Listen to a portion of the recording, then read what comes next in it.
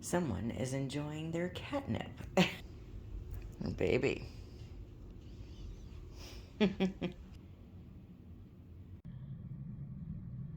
Don't mind my laundry. What I do is I put it in piles of different types of things, right? And Olive is offended that I'm putting a wall between her and myself. Oh, puppy. I don't mean anything by it. You're still wanted. I just need to fold laundry. Oh, puppy. Silly girl.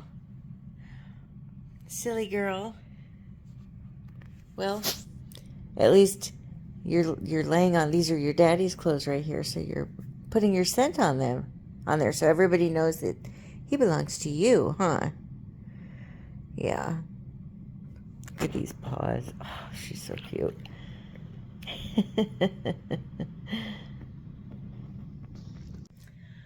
Hello. It is Saturday night. I want to say Saturday morning because I just woke up from my nap. So I always feel like it's morning the first hour that I'm awake. But I'm always the most energetic when I wake up. So it's a good time to film. Right, puppy? Olive just had her dinner. My book of the month box arrived, and I'm very excited to open it up and see how these look. The Stranger Upstairs. The cover's not bad, huh? A gruesome history, a hostile neighborhood, a new owner with a shocking secret. Welcome to Blackwood House. Well, all right, so I'm just going to open it and let you experience the inside of the book with me. Oh, are you offended, Olive? Just one second. I'll put the book down in a second. She's sitting over there like...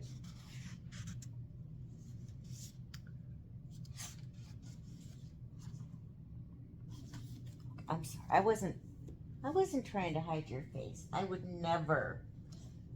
You're beautiful. You're perfect.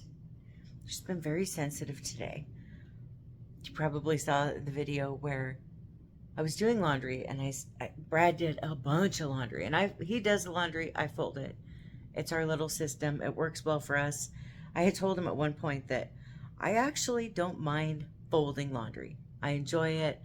I like there's something very soothing about it to me, but I don't like doing the laundry. And Brad said, well, I don't mind doing it, but I hate folding it, which I think most people hate folding laundry. But, so we had agreed years ago that, oh, I'm sorry, is the book in your way? I'll move it. You do what you want to do. This is your house. This is your home.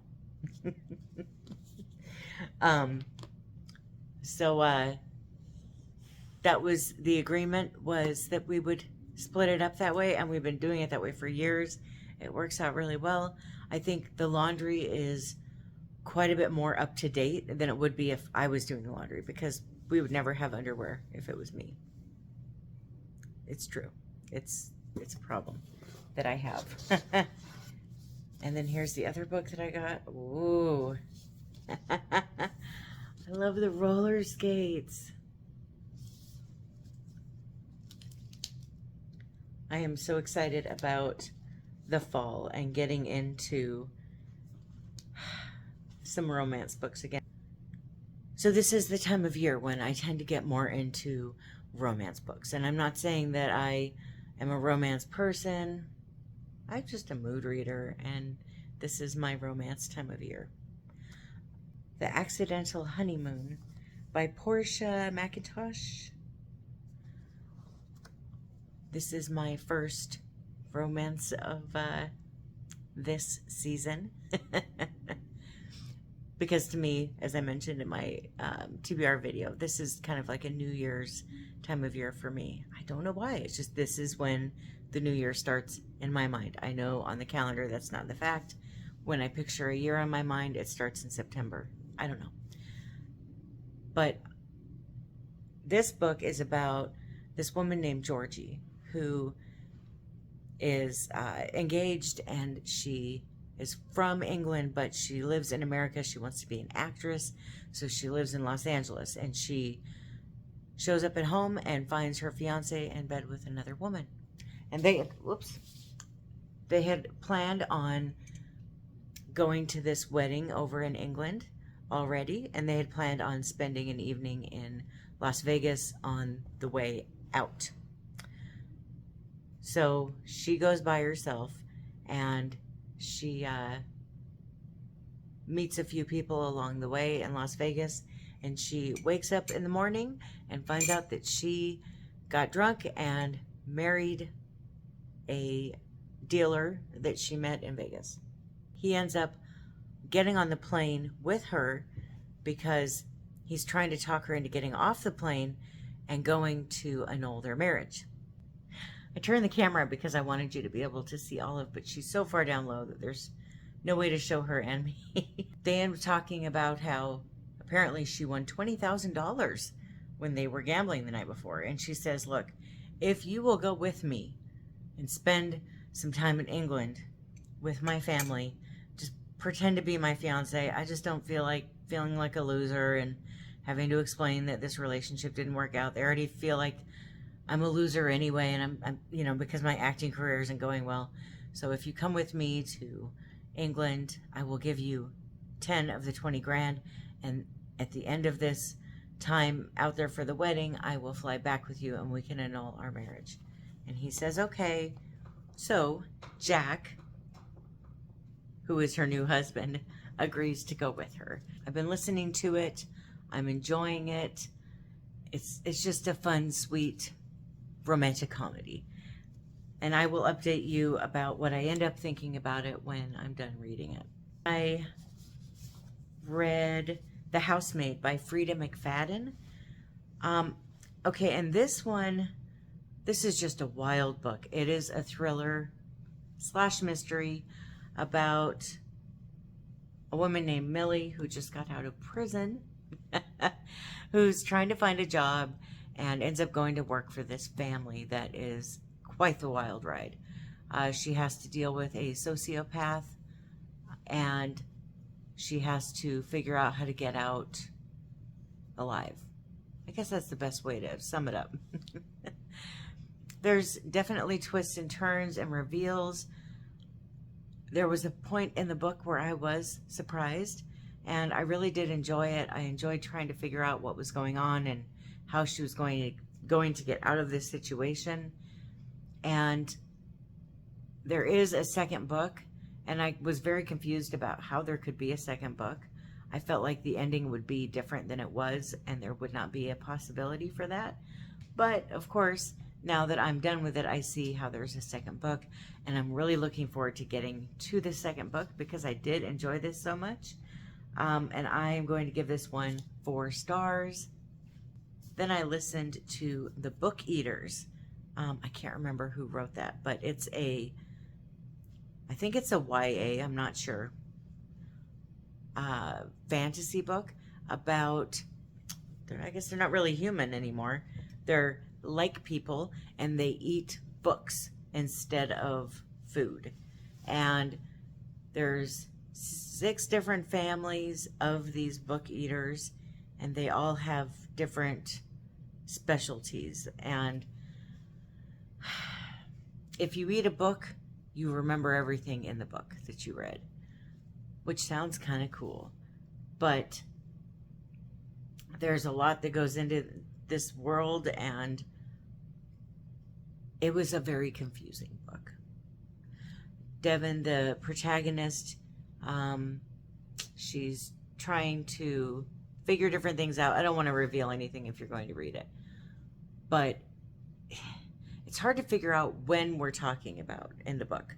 Now, I listened to it. I don't know if I read it physically. Maybe it says the year or the time frame, but you have 3 different timelines. You have then, and you have now, and then you also have her childhood. And I could not differentiate between any of the 3. Enough of the lifestyle that she was living and enough of the things that she was going through were similar enough to where I just couldn't figure out which time we were talking about it, it made it very hard to figure out what was going on, because I know time is a big mystery to all of us, but to me it moves in a certain way, and I need to know what is the past and how far in the past and what's now. And it was just so confusing because of that. So I ended up giving it 2 stars. The premise was amazing, and I really wanted to enjoy it. I just didn't. Not in the way that I thought that I would, and I have no interest in going forward with, I think this is a series. It better be the way it ended. But I just have no interest in it. Then I read Summer Rental. I found this book on Kindle Unlimited, and it was a free for me to read book. And I thought it sounded fun to read right at the end of summer, now that summer's over. And what this book is about is a girl named Riley. She has just graduated from high school, and she does not have a lot of money. Her family used to be rich, but they're not anymore. And no one knows that her family doesn't have money anymore. And she's got a group of beautiful, rich friends. Yeah, you know the type. We all can't stand them, right? They decide that they're all going on this holiday before they all go off to college. And they go out there and they all start not making the best decisions. They find out that the house that they lived in happens to be the location of a mass killing in the past. And they find out that a hurricane is coming, but 2 people from the group, because a group of boys also comes out to spend time with them and to party and stuff. One of the boys and one of the girls goes missing, and they decide to stay there and wait and find out what's going on. And then they'll leave. But this hurricane is headed straight for them. They're in one of the Keys Islands. And I found it very entertaining. I read it very quickly. I think it took me 2 days to read it, which is pretty fast for me. And I did immediately guess who the killer was, but I don't think that means that I'm smarter than anybody else or anything. I just think that it means that I read a lot of thrillers and mysteries and horror stories, and I'm able to guess pretty quickly if there's any hint of who it might be. But I did really enjoy it. It was really fun. It kind of felt like an R.L. Stine book meets the movie I Know What You Did Last Summer. That's what it felt like to me. And I just loved it. I really thought it was fun. I think I might look into more books by this author. And I gave it 4 stars. Those are all of my updates for right now. I'm going to go read for a little bit and have some dinner with Brad and probably watch Walking Dead.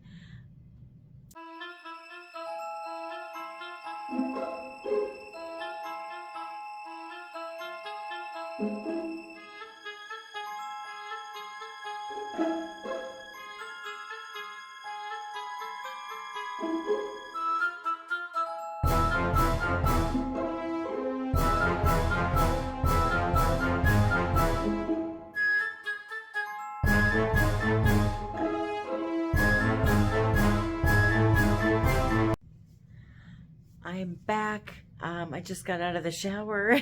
Sorry about my hair being wet. I don't know if you could, you know what? I think it looks dry actually. Okay. I just finished The Accidental Honeymoon by Portia Macintosh. Yeah, Macintosh. And I really liked it. I thought it was so fun. It was just very kind of easy breezy, light, relaxing, but fun. It was easy to get into. I didn't want it to end.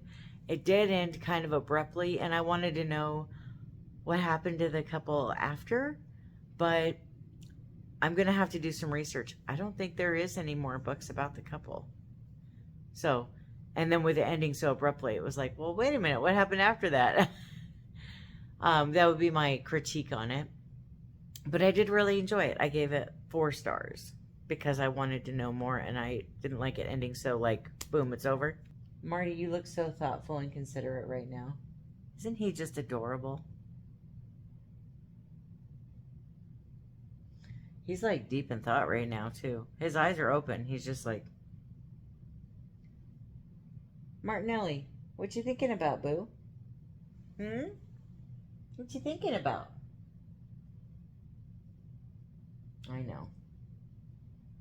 Everybody's a little upset. Brad is on a business trip. He'll be back before this post, so don't worry, I'm not announcing that he's gone while he's gone, but everybody's in a weird mood. We're all kind of... It's not the same without him here. You can feel his lack of presence. Huh. Yeah. And for some reason, Marty gets mad at me whenever Brad goes out of town.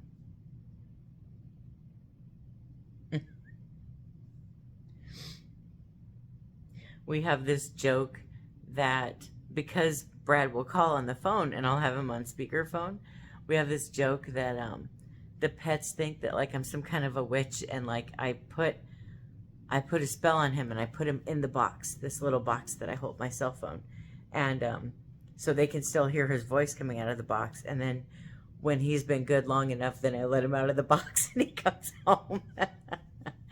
That's the little joke. We just think it's funny.